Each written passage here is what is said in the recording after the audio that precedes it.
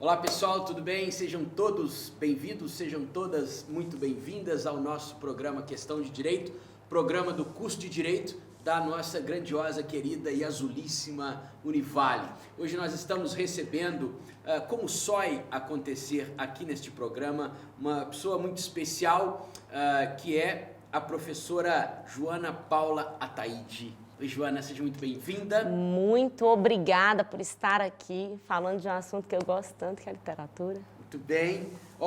Antes de começar a prosa, vou dizer para vocês uma biografia rapidíssima da professora Joana, que é graduada em Letras pela Universidade Federal de Lavras, é nossa aluna aqui do curso de mestrado em Gestão Integrada do Território e também professora da casa, professora da Univale, né? Hoje nós iremos tratar de um tema que tanto para a professora Joana quanto para mim é um tema muito caro. Direito através da literatura, um diálogo com o quarto de despejo e nas terras do Rio Sem Dono. Antes de fazer a primeira pergunta para a professora Joana, eu queria dizer que essa discussão do direito com a literatura é uma discussão contemporânea, é uma discussão necessária, é um debate acadêmico, científico muito inovador que permite com que nós consigamos perceber as questões jurídicas através das narrativas literárias, mas também fazer com que nós possamos construir uma consciência crítica e de valores que por vezes o direito fica incipiente e a literatura ilumina e inspira. Então, para a gente falar disso tudo aqui, quero começar, Joana, com uma pergunta que é uma das perguntas que eu mais gosto aqui, que é assim: quem é a Joana por ela mesma? Olha, Joana, para mim, a palavra que me resume, talvez, neste momento, é movimento. Joana é movimento, é agregação. Joana é paixão pelo que faz. Joana é isso. Bom, então, gente, nós estamos vendo que hoje teremos aqui um papo apaixonado. Muito! Né? De uma pessoa apaixonada pela vida, apaixonada pelas pessoas e pela sua profissão, que se confunde um pouco com o que nós estamos tratando aqui, né, Joana? Então, assim, o que você, enquanto uma pessoa das letras, né, poderia dizer para os nossos futuros alunos, futuras alunas do curso de Direito e dos demais cursos também, obviamente, né?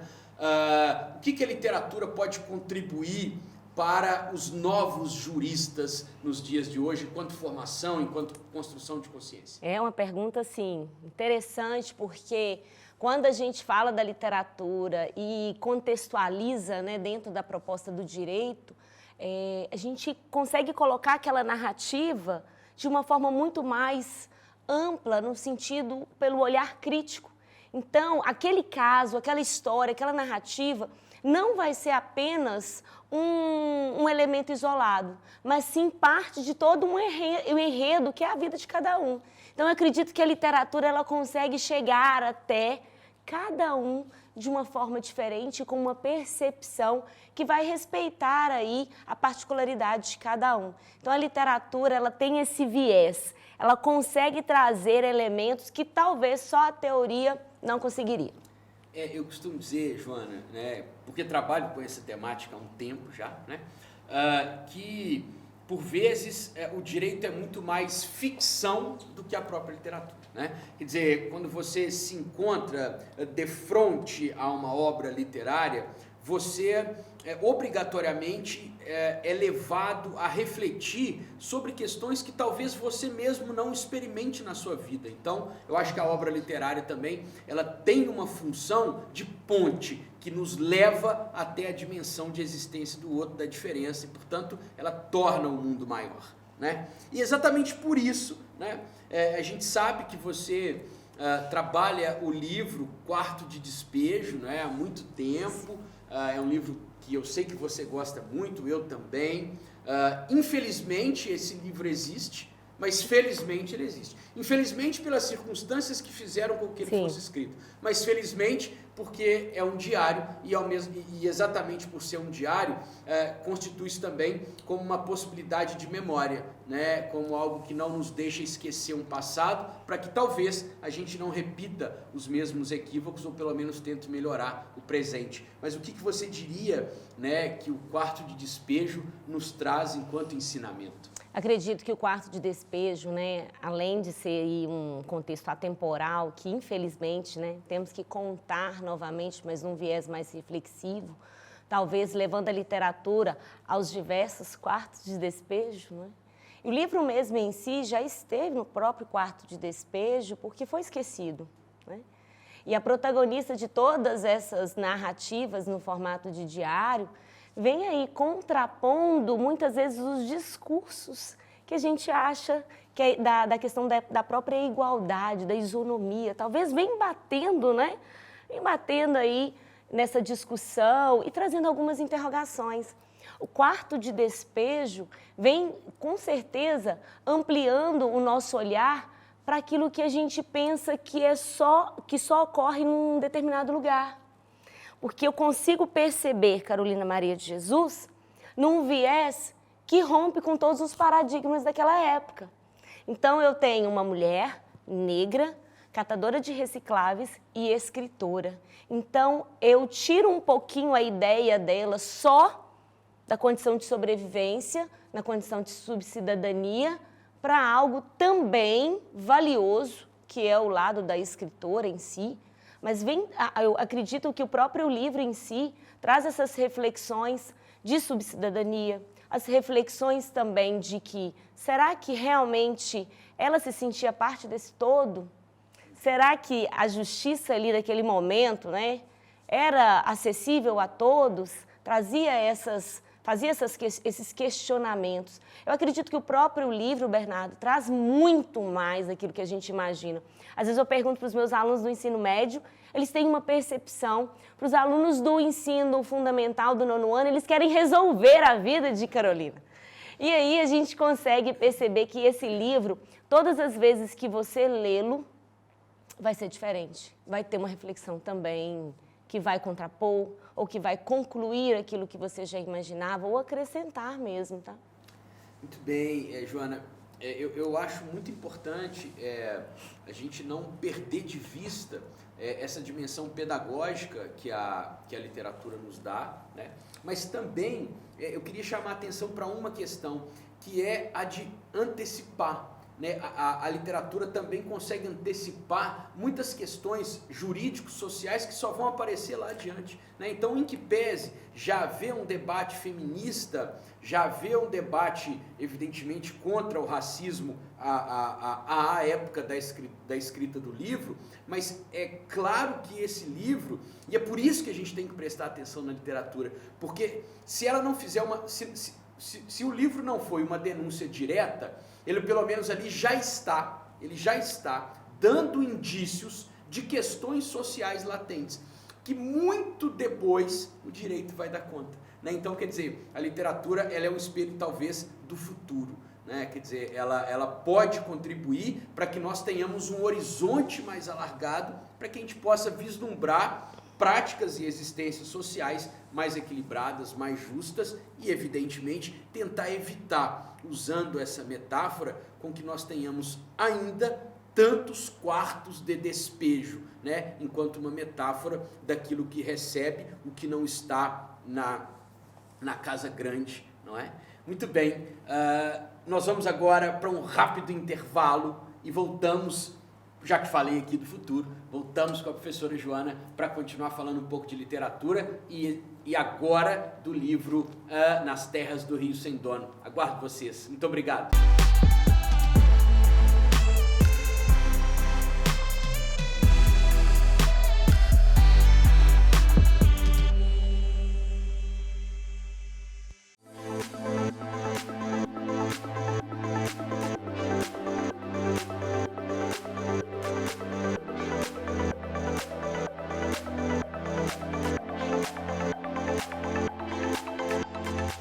O mundo que nós vivemos hoje, ele pede um profissional capacitado a lidar com problemas complexos, com problemas múltiplos, Portanto, exige muitas vezes uma abordagem que seja interdisciplinar.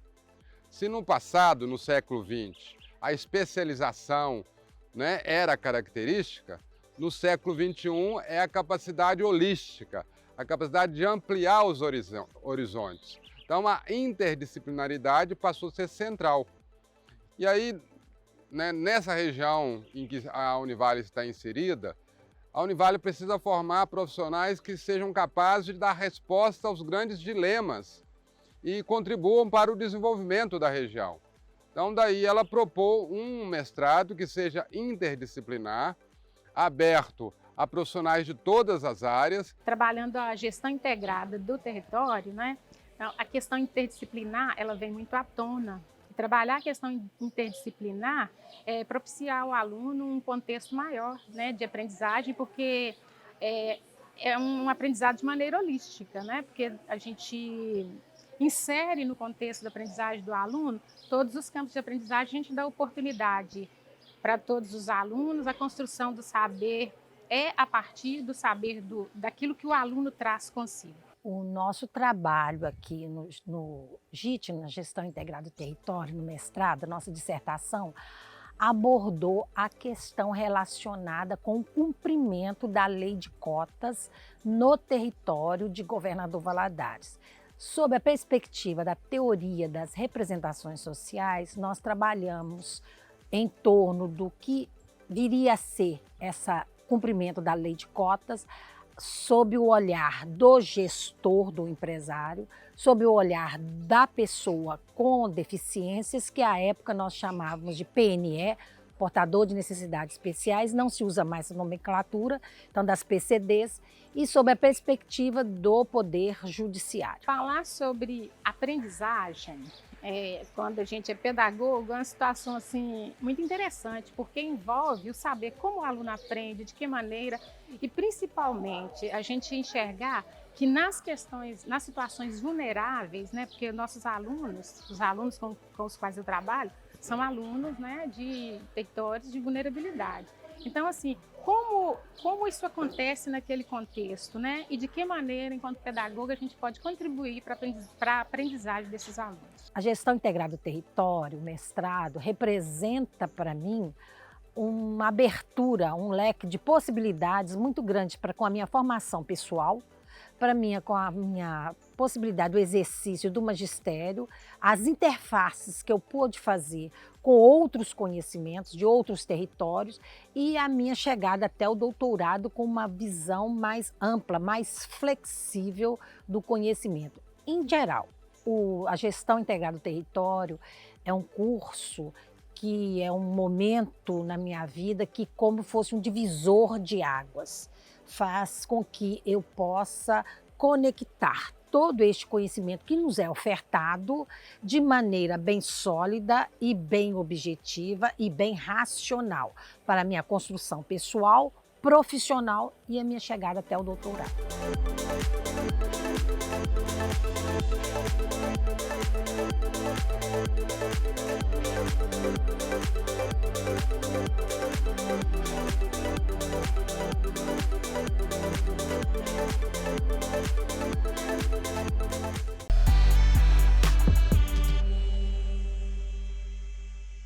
Olá pessoal, tudo bem com vocês? Estamos de volta aqui com o nosso Questão de Direito com a professora Joana Paula, professora de literatura, aluna do GIT, uma pessoa muito especial e iluminada, que agora vai nos responder sobre um livro, né, Nas Terras do Rio Sem Dono, um livro que fala sobre o território de Governador Valadares. Professora Joana, o que você acha, né, ou em que você acha que o livro Nas Terras do Rio Sem Dono pode contribuir, ou já contribuiu, ou irá contribuir, tanto para o direito, quanto para a formação dos juristas, enfim, para a construção de um raciocínio aprofundado, crítico, histórico, social de todos e todas? É um livro interessante, Nas Terras do Rio Sem Dono, de Carlos Olavo.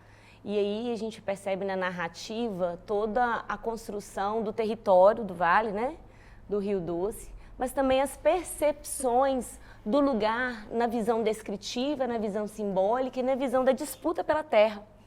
E aí, ao lê-la, a gente, pelo menos eu vou falar da minha percepção aqui, eu consigo compreender os espaços por uma ótica muito diferente. Eu falo que, depois da leitura, a BR e a Avenida Minas Gerais não serão mais as mesmas. E eu acho que, dentro da área do direito, conhecer a história e reconhecer e também valorizar a memória do lugar, das pessoas, das lembranças que elas trazem, para mim isso é primordial para a construção social do sujeito.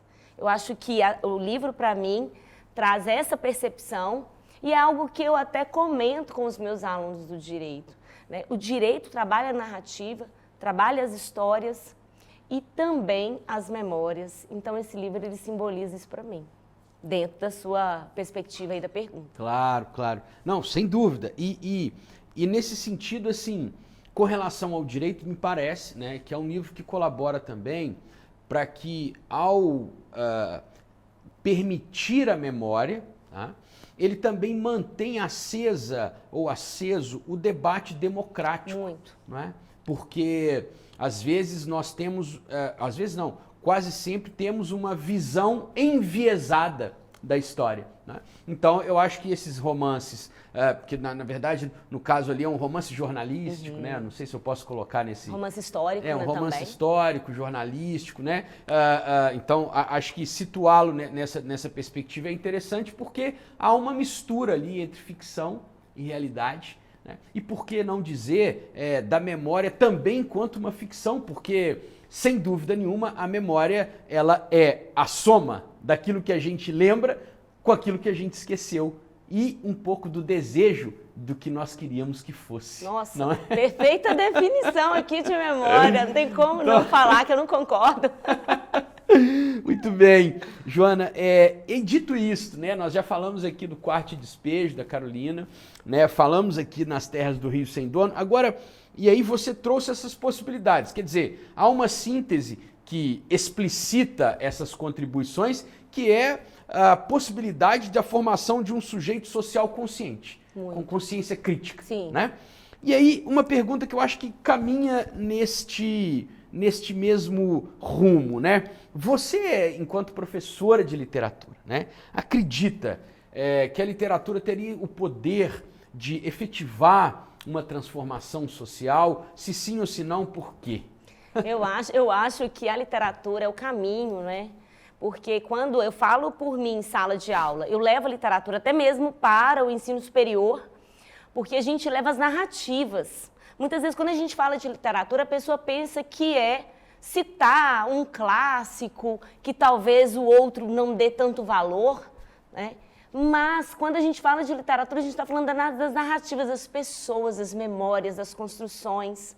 Então, quando eu cito em sala, eu normalmente conto uma história e todo mundo fica bem assim, sabe, Bernardo? Nossa! E eu falo, gente, esse aqui é o livro tal. Ah, não acredito. Porque as pessoas gostam de ouvir as narrativas, os causos, né?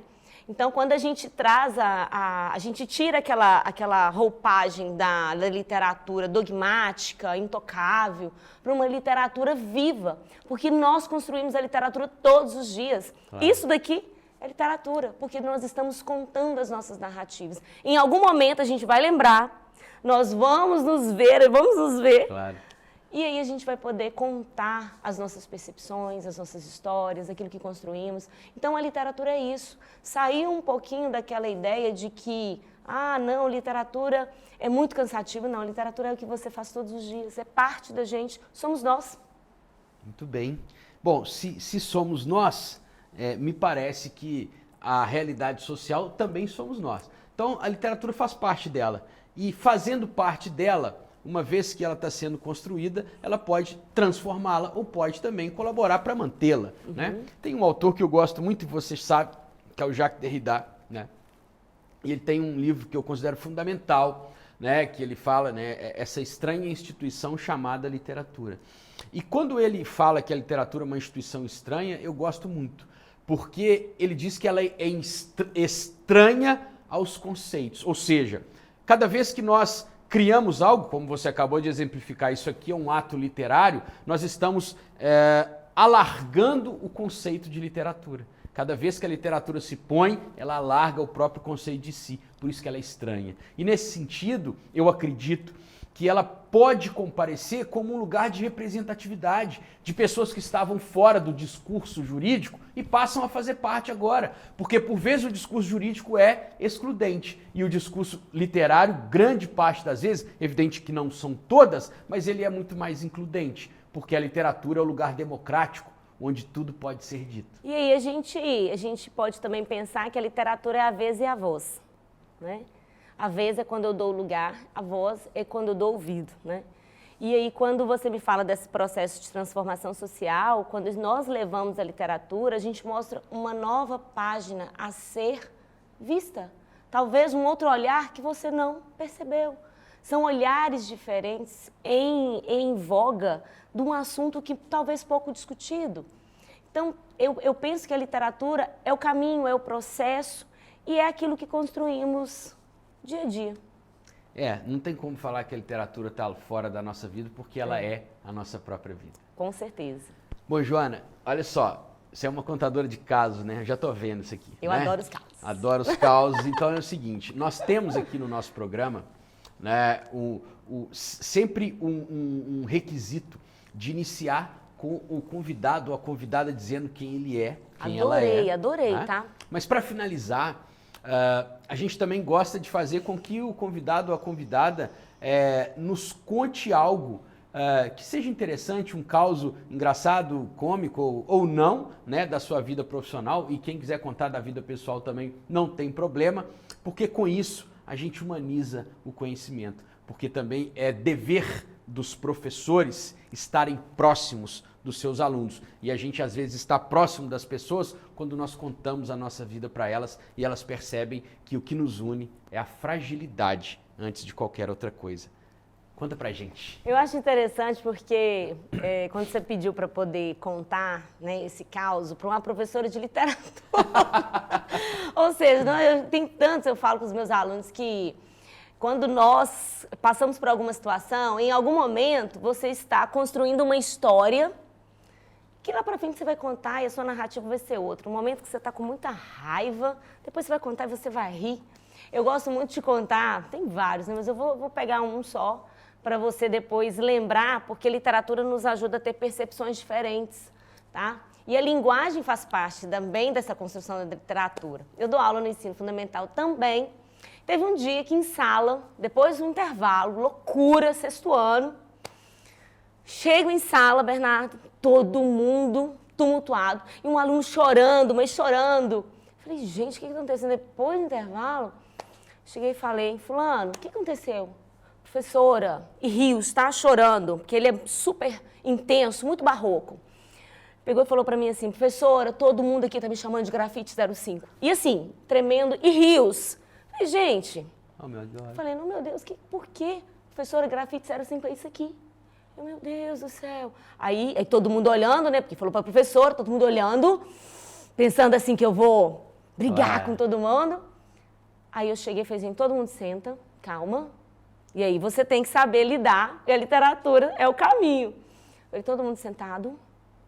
Falei, olha, calma. Gente, quem aqui tem grafite 05? Aí todo mundo levanta na mão. Tá. Falei assim, por que você tá chorando? Aí ele, porque grafite 05, professor, é isso aqui. Falei, calma. Você não entendeu a mensagem. Olha que todo mundo tem grafite 05. Então, meu filho, você é o melhor. O que importa é a leitura que você tem de si. E aí, hoje ele faz medicina aqui conosco, é o tempo que passa, né? E essa história eu lembro e eu conto porque a literatura nos permite criar percepções diferentes. A sala de aula, quando eu entro, eu falo, gente, parece com tantos personagens. Bernardo, eu tive uma aluna aqui da enfermagem.